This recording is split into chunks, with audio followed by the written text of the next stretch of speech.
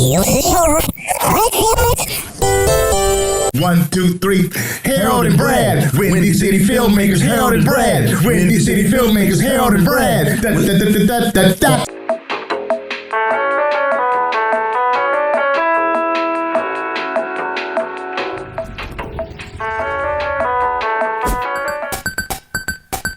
Three, two, one.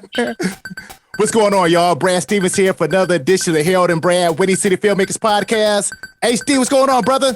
What's up, B? Oh my God, what's up? We have a very special guest in the house, the super talented producer, founder of Camera Ambassador Rental House, and executive director for the Midwest Film Festival. Erica Duffy is with us. How you doing?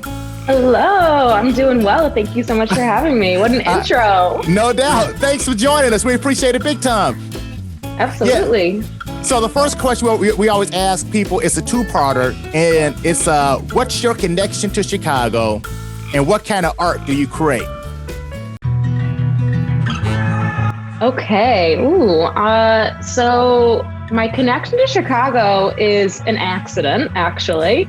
I had never been here before. I'm from New Hampshire, and I had been living 8 years ago is when I settled here in Chicago, but I had been living in San Francisco. So I was actually planning on moving from San Francisco to New York to go back to the East Coast. And I was selling all my stuff, moving cross country. And I had a friend visiting me who was from Chicago. And he was like, you should just come for the summer. Like, when are you ever going to have an opportunity to do something like this? And I was like, yeah, let's do it. Like, you only live once. And so I got here in June, which is obviously the start of the best time of year here in Chicago.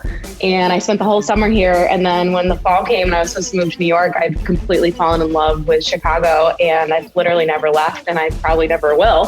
So it was a happy accident. And then what kind of art do I create? Whew, that's a big one. I see myself as an artist in many different ways. One of my favorite art forms that I do is taking care of people. I really love people, and I love fostering relationships and connecting people and building bridges between people. And I'm also a filmmaker. I'm a producer. So I work on all types of different films, TV, scripted, doc, whatever comes my way.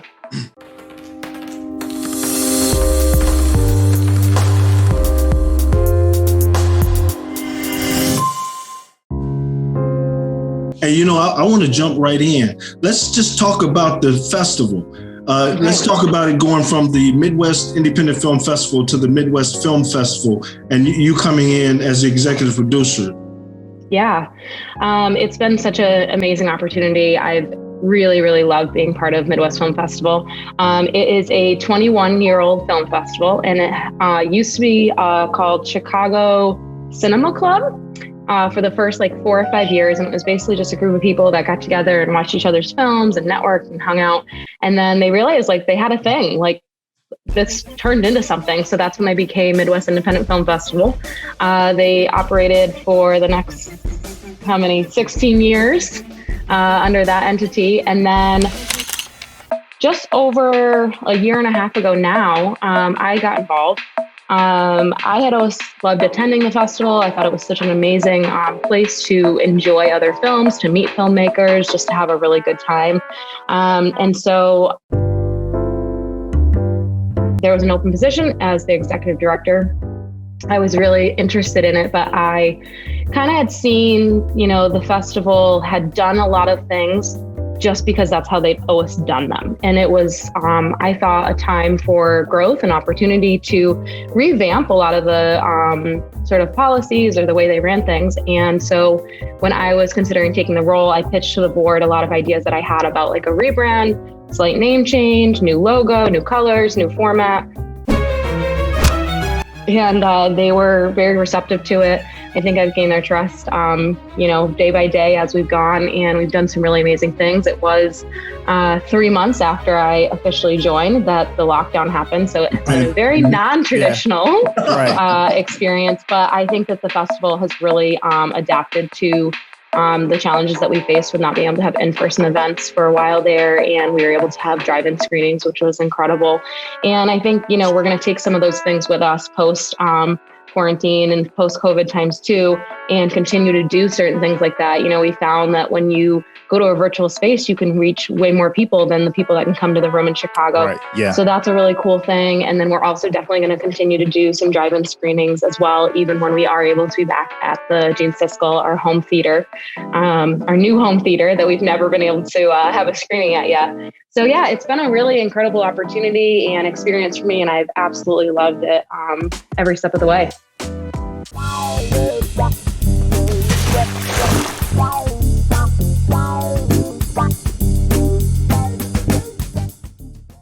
Nice. Yeah. I like the way you came in and adapted, because that pandemic did kick off real quick after that grand opening downtown. Yeah.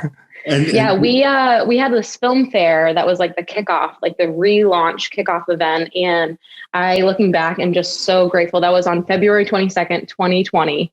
And if we hadn't had that, I don't really know what the rest of the year would look like, because we wouldn't have been able to launch. And that was such a unveiling to so many people. We had over 400 people that attended that event.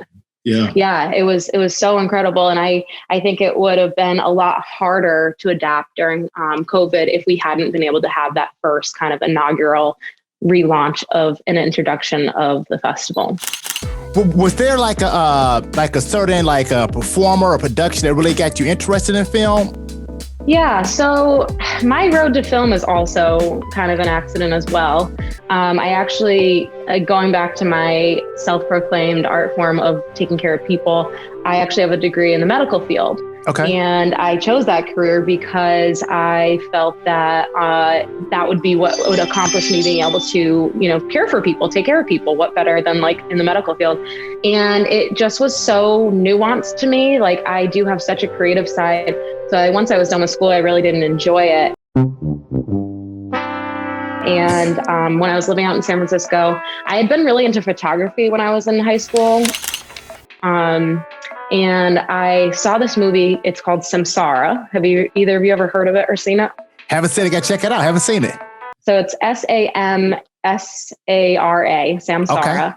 Okay. And it's just this really incredible piece of art that there's no dialogue at all. Oh, man. Okay. In the entire film. Yeah. And I kind of describe it as if an alien landed on this planet and you wanted to show them a snapshot of the globe, right? The good, the bad, the ugly, all of it, show them this movie.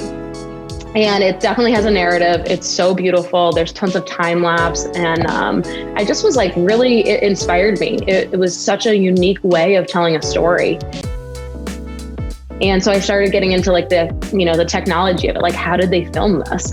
And that was kind of my segue into getting into film. And then before I did camera ambassador rentals, I did camera sales. So I would buy and sell equipment on the used market, like find good deals on stuff, basically flip it on eBay and sell it. So I got to, have my hands on a lot of different equipment, from like Hasselblads to Aries to Reds, like all sorts of different stuff.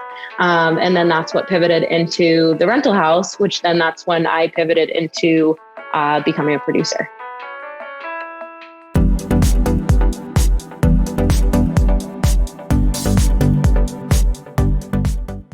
I think I was at that grand opening. I know you had an event there a few years ago, and I happened to be there. At Camera Ambassador? Yeah. We've done a number of events over the years. We usually like to throw ourselves a birthday party, so it could have been that. Yeah, we like to have fun. Oh, good stuff. How long has Camera Ambassador been around, and how did you find your space over there up in Center Space? And is there a lot of networking because of that location for you? Yeah, so Camera Ambassador is 8 years old. We'll be 8 on June 1st. We were founded in 2014. And the space that currently is Camera Ambassador, we bought that in May of the same year, 2014, but then we had to do a huge gut rehab on it. It was basically like an old empty warehouse. There was no heat, no plumbing. And so the build out didn't get done until October. So for the first June through October, it was out of our living room, and it was total chaos because we were, starting a business plus doing this huge, massive renovation. And it was really, really crazy times. I think back on it and I'm like, what was I thinking? And really the space here kind of, I say all the time, like, I'm just the vessel, like I'm just going where I'm like guided. Basically, this building was not on the market. I found this other space in West Loop on Craigslist that was for rental. This was before West Loop was West Loop. This was 8 years ago. It was like kind of sketchy still. And I loved this place though. Like it was so gorgeous. And we went and we looked at it and it was really great. But the main, like the large room had beams in it. You know, like the traditional Chicago beams that are in so many buildings here.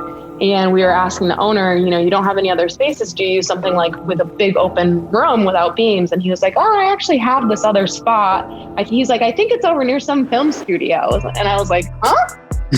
Wait a second. And, you know, we came over, looked at it, and immediately, like the moment I walked in, like I just felt it. It was like kind of already done. And it was such a raw space. Like we were able to really customize it for the rental shop and build it out exactly how it would function well for this kind of business. And, you know, there's not a ton. So we're like right next to Cine Space and we're on this little dead end street on 14th Street that you wouldn't be on this street unless you were coming to Camera Ambassador. And now there's a new space like right at the end of the street that is called Cine City. Have either of you heard of this yet? Yeah, I think so. Okay, so it's really cool. So basically it's in like collaboration with Cine Space and, you know, it's 2 minutes away, but it's going to be like kind of like the services that everyone who works at Cine Space. So there's going to be a gym and a juice bar and, you know, they're going to put in like, you know, some shooting spaces and eventually have like, even like hotel rooms and like a rooftop pool. Like they're really developing out a really comprehensive facility here. So that's kind of like, it's us, our little building here. And then now that, but there's not a lot of foot traffic going into Cine Space, but it definitely, anytime I meet someone, they're like, oh, where's your shop? And I say, have you ever heard of Cine Space? Do you know where it is? And, you know, saying that, people immediately know. So it's definitely been, you know, really great. I've been in this neighborhood for 8 years and it's already changed so much. I own a second property in this neighborhood as well. And I really believe in this neighborhood and just the future of it and it being really like the film hub of Illinois, of the country. Like nice. I'm so vested.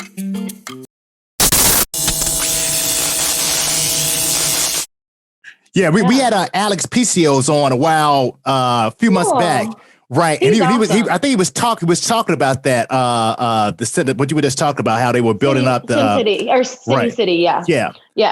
Right. Alex is such an awesome person. Like he's you know, he's a pretty important guy in film here in Chicago. Right. And you'd think that he would be like kind of inaccessible or you know, not really make time for the little guys. Right. And he and I get lunch or dinner like every quarter. Oh, that's fantastic. It's like an old friend. Like he just is so personable and he really has such a strong mission with like Cine Cares and the work that he's doing. And it's really incredible what he's done for us in film in Chicago.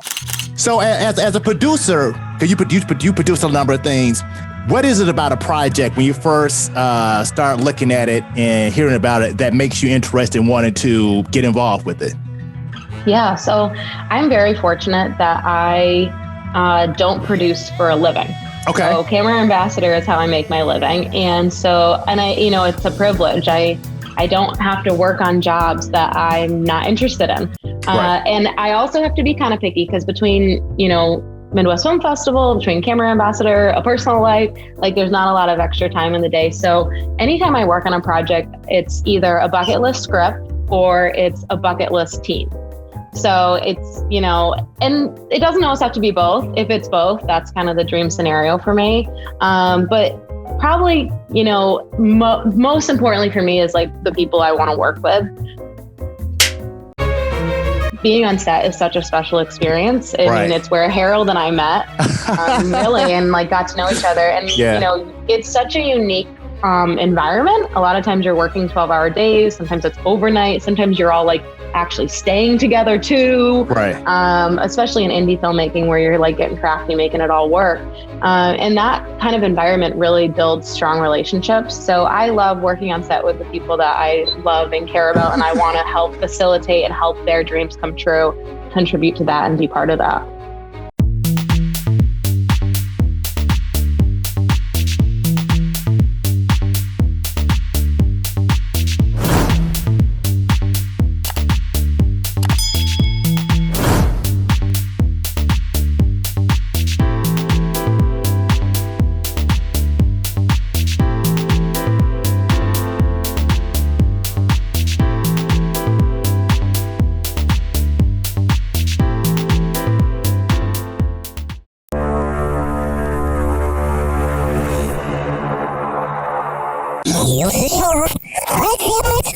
Ooh la la.